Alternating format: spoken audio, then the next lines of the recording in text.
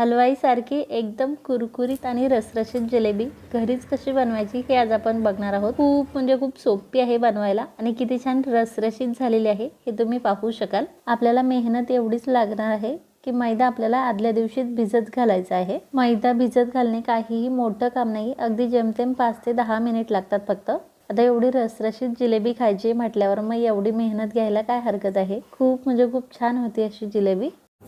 Hi friends, नमस्कार। मी अमृता's पाककलामध्ये तुम्हा सर्वांचं खूप स्वागत। रेसिपी चालू करण्याअगोदर तुम्हाला विनंती आहे, रेसिपी पूर्ण पहा आणि तुम्हाला जर माझी रेसिपी आवडली तर प्लीज रेसिपीला लाईक आणि शेअर करा। तसेच अजूनही चॅनलला सबस्क्राइब केलं नसेल तर नक्की करा आणि बाजूच्या घंटीवर दाबून ऑल बटनवरती देखील दाबा। त्यामुळे काय होईल, मी आता खूप साऱ्या रेसिपीज अपलोड करणार आहे, तेव्हा त्याचं नोटिफिकेशन तुम्हाला येईल आणि तुमची कुठलीही रेसिपी मिस नाही होणार। चला तर मग रेसिपीला सुरुवात करूया।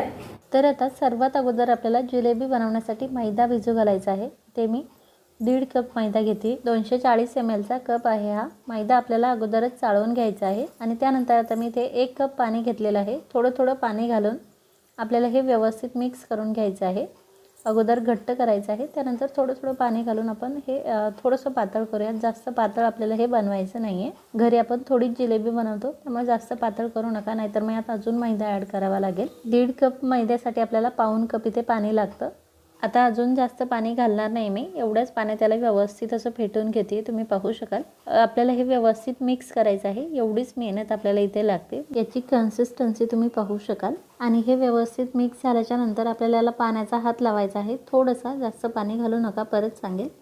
आणि याला असं प्लेन करून घ्यायचं आहे, म्हणजे जेव्हा पीठ फुगेल तेव्हा आपल्याला कळेल हे किती प्रमाणात फुगलेलं आहे तर। आणि आता यावरती झाकण ठेवून आपल्याला हे 10 ते 15 तासासाठी ठेवायचं आहे। ओव्हरनाईट देखील ठेवू शकता, मी ओव्हरनाईटच ठेवणार आहे। जवळपास 15 तास होत आलेले आहेत आणि पीठ तुम्ही पाहू शकाल किती छान फॉर्मेट झालेलं आहे, किती छान फुगलेलं आहे। तर आता थंडीचे दिवस आहेत, त्यामुळे हे पीठ लवकर फॉर्मेट होत नाही, तर त्यासाठी मी गरम पाण्यात हे पातेलं ठेवलं होतं, त्यामुळे हे लवकर फॉर्मेट झालेलं आहे। आता या पिठात मी थोडासा ऑरेंज फूड कलर घालते, पाण्यात मिक्स करून घेतलेलं आहे मी। आणि हे बॅटर आता आपल्याला व्यवस्थित मिक्स करून घ्यायचं आहे, व्यवस्थित छान फेटून घ्यायचं आहे, मऊ करून घ्यायचं आहे, एकदम स्मूथ। हे बॅटर रेस झाल्याच्या नंतर थोडंसं पातळ होतं, त्यामुळे अगोदरच आपल्याला हे थोडंसं घट्ट भिजवून घ्यायचं आहे। जास्त पातळ भिजवलं तर मग वरतून मैदा घालावा लागतो आणि जिलेबी मग एवढी व्यवस्थित होत नाही, त्यामुळे हे थोडंसं घट्ट केलं तरी चालेल, कारण नंतर पाणी लावून आपल्याला हे थोडंसं पातळ करून घेता येतं। पण जर आता तुमच्याकडून हे बॅटर जास्तच पातळ झालं तर मग काय करायचं, तर यात लागेल तेवढा मैदा घालायचा। त्यानंतर हे बॅटर आपल्याला अर्धा ते 1 तासासाठी रेस्टसाठी ठेवायचं आणि त्यानंतर मग याची जिलेबी बनवायला घ्यायची। म्हणजे काय होईल, जो आपण एक्स्ट्राचा मैदा घातलाय तोही छान फॉर्मॅट होईल, रेस्ट होईल। याची कन्सिस्टन्सी तुम्ही पाहू शकाल। हे बॅटर आता आपण साईडला ठेवूयात आणि जिलेबीसाठीचा पाक बनवून घेऊयात। पाक बनवण्यासाठी आता आपल्याला 2 कप साखर घ्यायची आहे आणि 1 कप पाणी घ्यायचं आहे। आणि आता लगेच गॅस चालू करून आपल्याला ही साखर अगोदर विरघळवून घ्यायची आहे।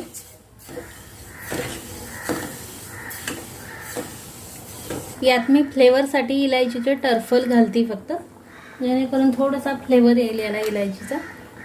तसेच थोडासा ऑरेंज फूड कलर ऑप्शनल आहे, तुम्हाला नसेल घालायचं तर मग नाही घातला तरी चालेल। येलो कलर देखील तुम्ही घालू शकता। व्यवस्थित मिक्स करून घेऊयात हे। आता साखर विरघळलेली आहे आपली। आता साखर विरघळल्याच्या नंतर आपल्याला 3 ते 4 मिनिट फक्त हा पाक उकळून घ्यायचा आहे। एकतरी पाक वगैरे करायचा नाहीये, हलकासा 2 बोटाला चिपकेल असा पाक आपल्याला हवाय।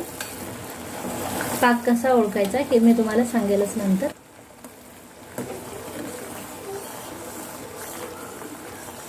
साखर विरघळल्याच्या नंतर 3 ते 4 मिनिट मी फक्त पाक उकळवून घेतलेला आहे। आता आपण चेक करूया। तर थोडासा पाक घ्यायचा आहे, गॅसची फ्लेम कमी करायची आहे, नाहीतर मग हार्ड पाक होईल खाली पाक चेक करेपर्यंत। त्यानंतर पाक आपल्याला असं चेक करायचा आहे। 2 बोटाला अलगद चिटकतोय पाक, असाच पाक आपल्याला हवाय। लगेच गॅस बंद करते मी। यात 2 ते 3 थेंब फक्त लिंबाचे टाकते, लिंबाचा रस पिळलेला आहे मी। याचं व्यवस्थित मिक्स करून घ्यायचं आहे आणि लगेच आता आपल्याला हे पाकाची कढई खाली उतरून यावरती तेल गरम करायला ठेवायचं आहे। लगेच मी इथे तेल गरम करायला ठेवलेलं आहे कढईत। तेल गरम होतंय तोवर आपल्याला जिलेबीचं बॅटर आता एका बॅगमध्ये भरून घ्यायचं आहे. बॅटर मला थोडंसं पातळ वाटत होतं, त्यामुळे मी अर्धा चमचा फक्त यात मैदा घातलेला आहे आणि हे व्यवस्थित मिक्स करून घेतलेलं आहे.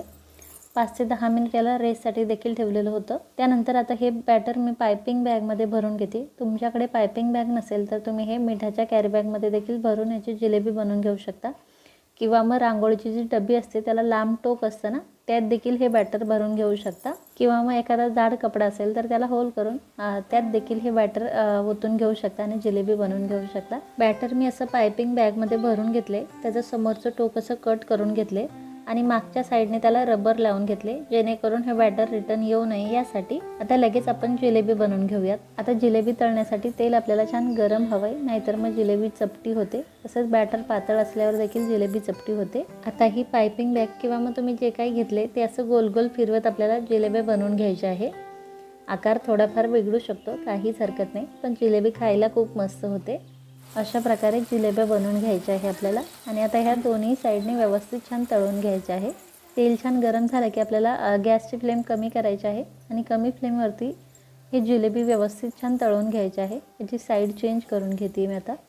खालच्या साईडने ह्या व्यवस्थित तळलेल्या आहे. कलरही खूप छान सुरेख आलेला आहे, तुम्ही पाहू शकाल. तर ह्या साईडने देखील आपण ह्या छान तळून घेऊयात.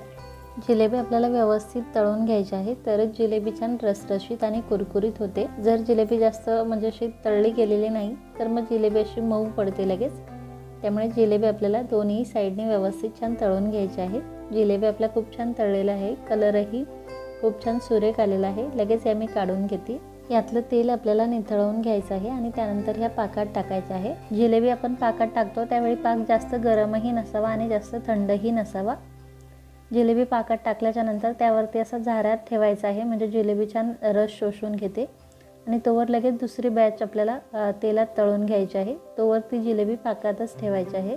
आपल्याला थोडासा फास्ट हात चालवायचा आहे, म्हणजे जिलेब्या व्यवस्थित होतात. हलवाई देखील अशाच बनवतात फास्टमध्ये. आणि तुम्हाला असं वाटत असेल की ह्या चिटकतात वगैरे, तर नाही, बिलकुलच नाही. हे आपल्याला सेपरेट करता येतात नंतर. सर्व जिलेबी मी बनवून घेतलेले आहे. ते आता आपण व्यवस्थित छान तळून घेऊयात. खालची साईड तळल्याच्या नंतर अशा आपल्याला तोडून घ्यायचे आहे आणि याची साईड चेंज करून घ्यायची आहे. आता ह्या साईडने देखील जिलेबी आपल्याला व्यवस्थित तळून घ्यायची आहे. दोन्हीही साईडने जिलेबी आपले छान तळलेले आहे. तर लगेच ह्या जिलेबी मी आता काढून घेते. यातलं तेल निथळवून घ्यायचं आहे आणि ह्या पाकात टाकायचे आहे. आपली पहिल्या बॅचची जिलेबी तुम्ही पाहू शकाल किती छान पाक शोषून घेतलेला आहे जिलेबीने. ही मी आता पाकातून काढून घेते. खूपच छान रसरशीत जिलेबी तयार झालेली आहे. आणि आता आपण जी दुसरी बॅच तळलेली आहे ती आपल्याला पाकात घालायची आहे. सर्व जिलेबी मी पाकात टाकून घेतलेले आहे आणि आता ह्या देखील आपल्याला अशाच पाकात छान डुबवून घ्यायचे आहे. आणि ह्या आता पाक शोषून घेण्यासाठी आपल्याला 5 मिनिट परत अशाच ठेवायचे आहे पाकात. आपली दुसरी बॅचची जिलेबी देखील तुम्ही पाहू शकाल किती छान रसरशीत तयार झालेली आहे. खूपच छान पाक शोषून घेतलेला आहे जिलेबीने. ह्या देखील मी आता काढून घेते आणि याचा मी तुम्हाला सूर्यप्रकाशाच्या खाली कलर दाखवते. एकदम नॅचरल तुम्ही पाहू शकाल काय सुरेख कलर आलेला आहे आणि खूप छान रसरशीत जिलेबी तयार झालेले आहे. बनवायला किती सोपे आहे हे तुम्ही पाहिलंच आहे. मेहनत फक्त एवढीच आहे, आपल्याला आदल्या दिवशी आठवणीने मैदा भिजू घालायचा आहे. किती कुरकुरीत आणि रसरशीत जिलेबी तयार झाली तुम्ही पाहू शकाल.